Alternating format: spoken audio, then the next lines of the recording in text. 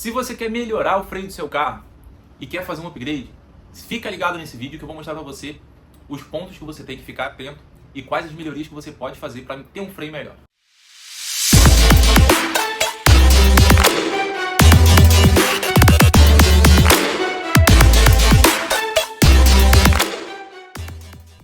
Para você ter um freio eficiente, a primeira coisa que você tem que ter é um bom conjunto roda-pneu, rodas dimensionadas para o seu carro e pneus de boa qualidade. Não adianta nada você ter uma pastilha boa, um disco bom, um óleo novinho, se a área de contato com o chão, que é o pneu, aquela borracha, ele for de má qualidade ou estiver desgastado. Então, sempre lembre de ter um conjunto de roda-pneu novinho e de boa qualidade para ter um freio de alta performance. Eu já falei no vídeo passado sobre os fluidos de freios. Então, o fluido de freio é importante porque quando ele esquenta demais, ele pode mudar as características e fazer com que o freio piore.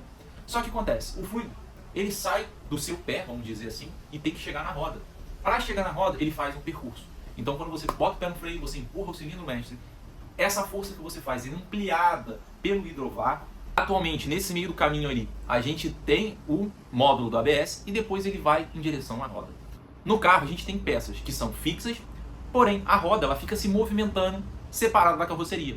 Então, quando a gente está saindo do pedal até chegar próximo da roda, a gente está indo por dutos metálicos fininhos, por onde passa o fluido de freio. Quando a gente chega próximo da roda, a gente tem que ter ali uma peça que ela seja flexível, forte, para passar o fluido da carroceria para o conjunto de roda-pneu, que fica se movimentando. Então, geralmente ali a gente tem um chamado flexível. Esse flexível, na maioria das vezes, ele é composto de borracha. Então, ele é uma mangueira, na verdade, ela é toda trançada por dentro para ser resistente, porém ela é de borracha.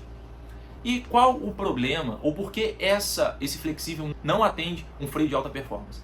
Muito simples, gente. Se você for verificar, realmente eu não sei em termos de números, qual a pressão de funcionamento do sistema de freio? É uma pressão altíssima. Você dá uma pisada no freio, a força que ele faz para segurar a roda é altíssima. Em todo o sistema, a gente está trabalhando com metal, ou seja, ele está passando por dutos metálicos que não se expandem. Quando a gente chega no flexível, bem ou mal, mesmo ele sendo forte, ele é feito de borracha. Então, quando você dá pressão em todo o sistema, e é tudo metálico, ele não se expande. Quando você chega e essa mesma pressão está passando por uma borracha, existe a possibilidade, e geralmente ela cria uma deformação. Essa deformação pode ser pequena e não acontecer nada. Porém, se ela for uma deformação muito grande, você pode ter ali um delay no freio. Você aperta, ele dá pressão.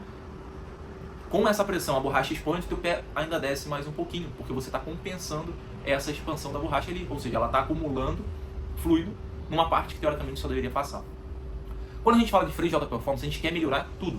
Ou seja, eu não quero que esse freio ele se degrade com o tempo, ou seja, com a temperatura, e eu também que ele seja o mais responsivo possível. Eu encostar o pé no freio, ele vai frear exatamente o que eu colocar. Se eu empurrar mais um pouquinho, ele vai frear mais um pouquinho. E para isso, a gente tem hoje os aerokeeps. O aerokeep, na verdade, é um flexível, então ele mexe, ele se movimenta, só que a grande diferença dele não é a ponta, não é nada, é simplesmente como é feito essa mangueira. É uma mangueira por dentro, é de borracha, para que o óleo não saia, porém ele tem um trançado de metal, ou seja, é uma mangueira, vamos dizer, quase de metal. Então isso aqui impede que ela se expanda, impede que ela se deforme. Com isso a gente tem uma passagem do fluido com a mesma pressão em todos os momentos.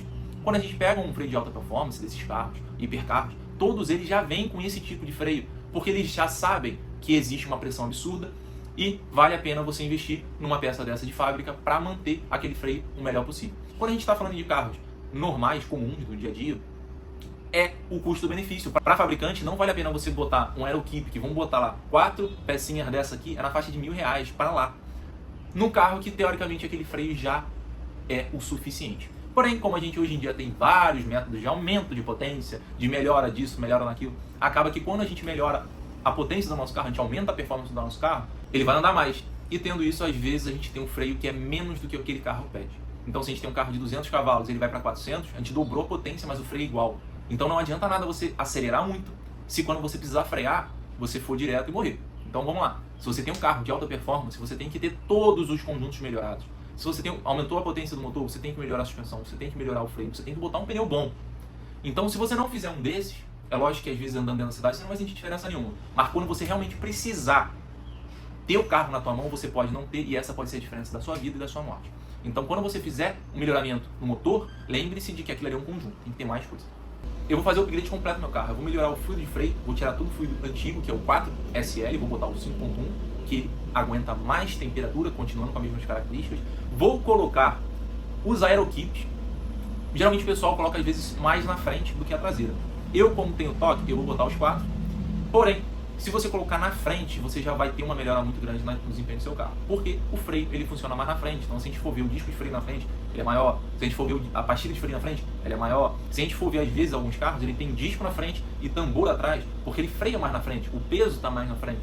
Então, se você colocar o aerokeep pelo menos na frente, você já vai ter feito uma grande melhoria no seu carro.